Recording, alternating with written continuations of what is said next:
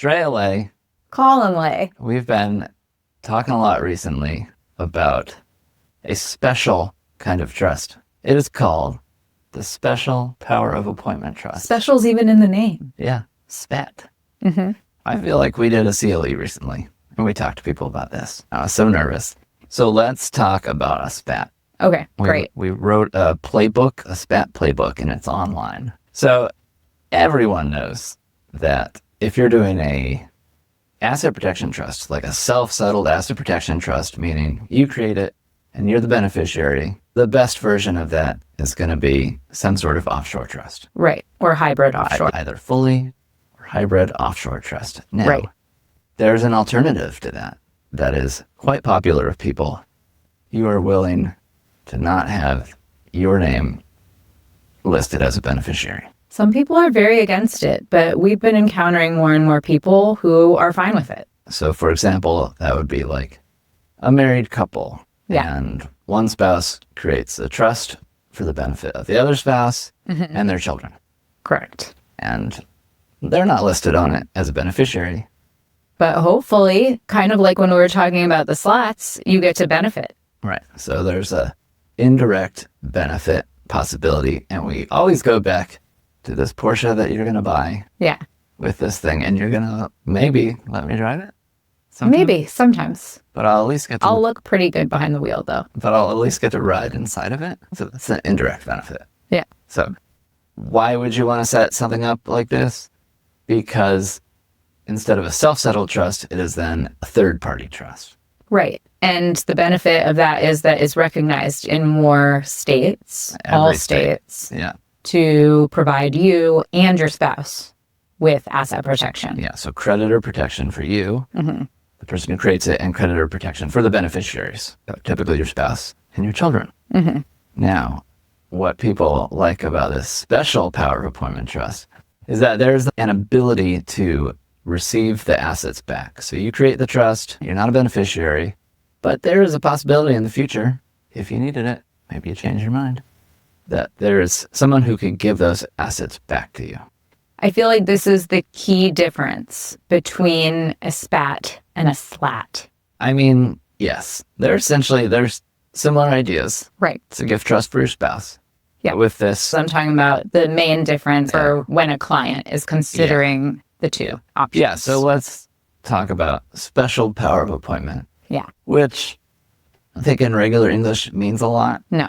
I know for years as an attorney, I didn't really understand power of appointment. I mean, and I decided a translation of it would be an ability to gift or an ability to give. Yes. So you have a special ability to give. So there's somebody who has that ability Right. in the trust, and I guess we call that a special ability. So that you name, when you create the trust, you name a trusted friend, Family member.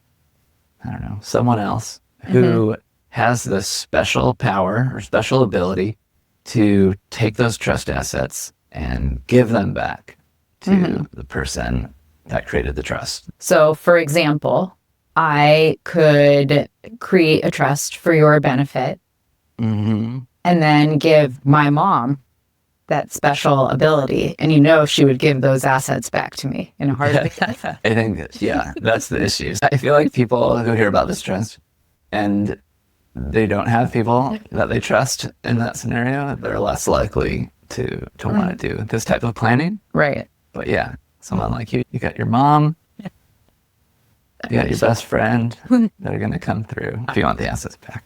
Yeah. All right. My thing went to sleep. So one of the other key differences of a SPAT versus like a self-settled Sure. asset protection trust is bankruptcy protection. Oh, So big one. Yeah. With a self-settled trust, there's a 10-year look-back period if you end up in bankruptcy. But if you do end up with creditors, they can actually force you into a bankruptcy. Right. And then the bankruptcy judge, trustee, is going to look back at the last 10 years at things that you have. And any transfers. Yeah. any transfers in the last 10, even if you set up the trust 20 years ago, if you transferred something 5 years ago, that's going to fall within that window. Whereas with a SPAT or any other type of like third-party gift trust, Sure. that window condenses down into a much shorter period. I don't remember off the top of my head. What is it, 2 years? It's fine. We'll Add it in post? Yeah. The look-back period for transfers made before a bankruptcy can be as short as 2 years. That's one of the biggest differences, in addition to that recognized protection that we talked about earlier. I think this is very important, especially for business owner clients of ours, because there's so much uncertainty in running a business. And so even if they're doing their best to make sure that this never happens for them, I think it's just something that hangs over their head as a worry about the future.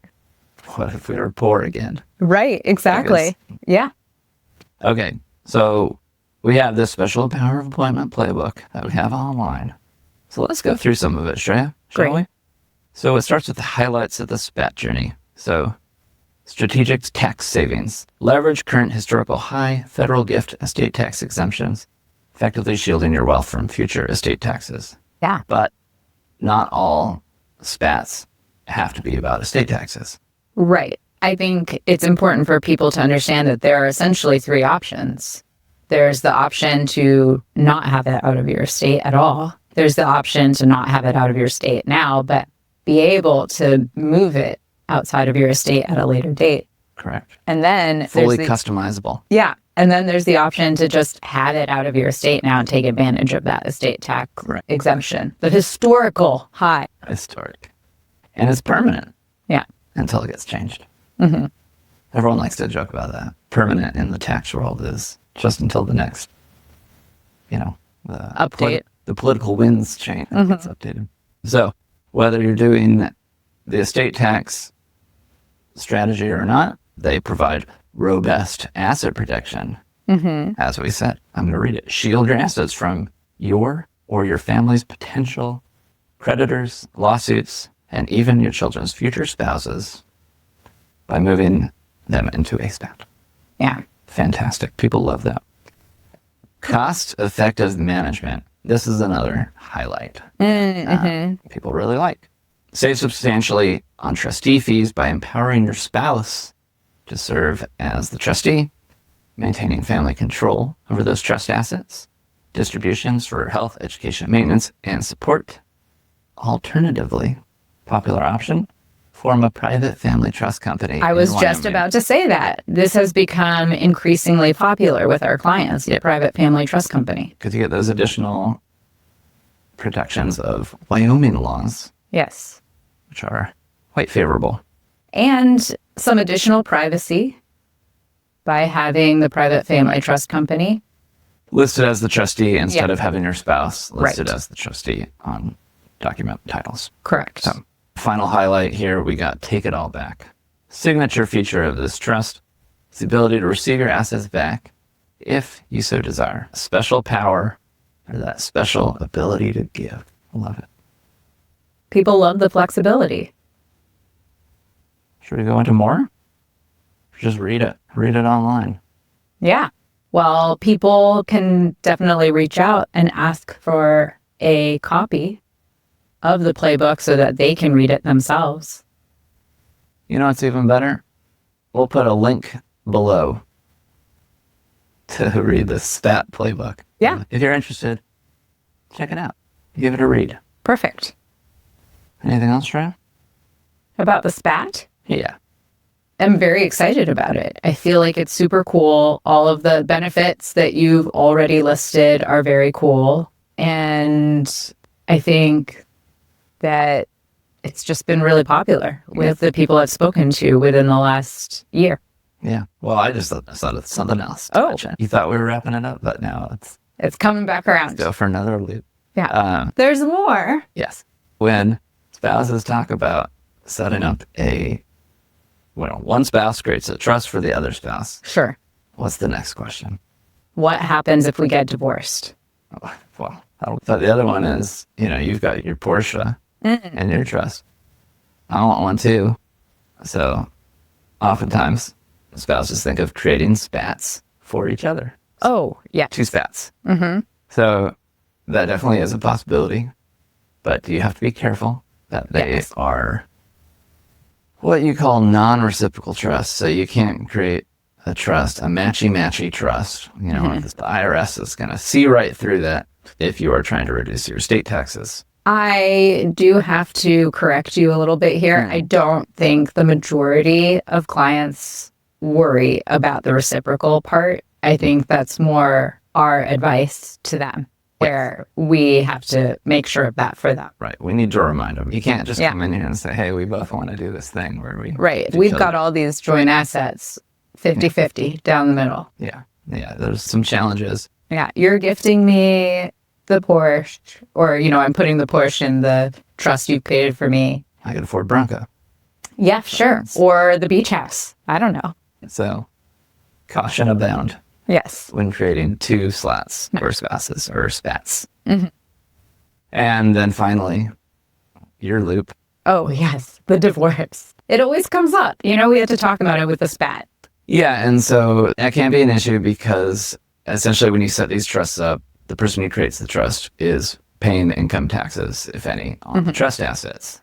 And so you think about, oh, well, if we get a divorce, I'm going to end up paying the income taxes, and my ex-spouse is going to continue to enjoy get it. to use and enjoy the assets. So yes, that is a problem if that ever comes up. Hopefully, it's any specifically attorney, a problem with the SLAT. Yeah, and so that is an issue that is easily solved with the SPAT, where you have that power holder who could give the assets back to you in case of divorce. But there's also other things you could do, like, you know, like plan for that. Say, hey, if we get a divorce, then, you know, this or that happens. I'm not going to keep paying the taxes for my ex to keep benefiting.